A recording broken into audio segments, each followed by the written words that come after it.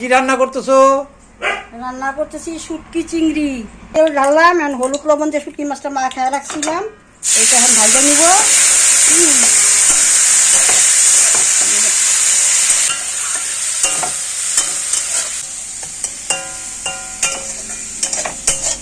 শুটকি মাছটাকে শুটকিটা উঠাইলাম।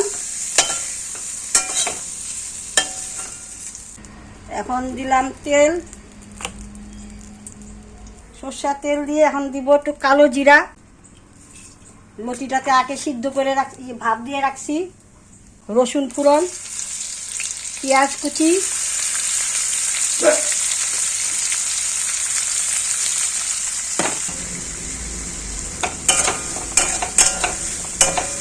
কাঁচা লঙ্কা দিলাম।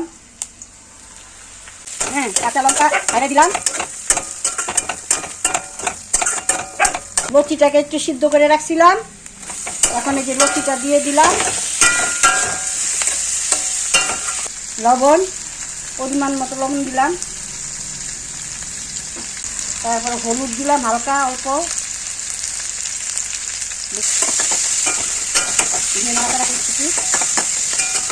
রসুন বাটা, পেঁয়াজ বাটা,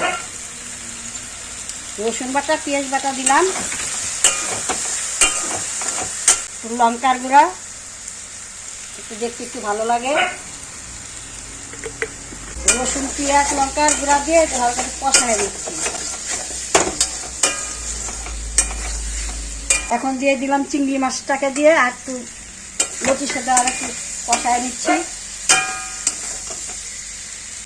সেরকম কোনো মশলা দেই নাই, ওই পেঁয়াজ রসুন দিয়েই করলাম। দিয়ে হালকা একটু জল দিয়ে দিচ্ছি।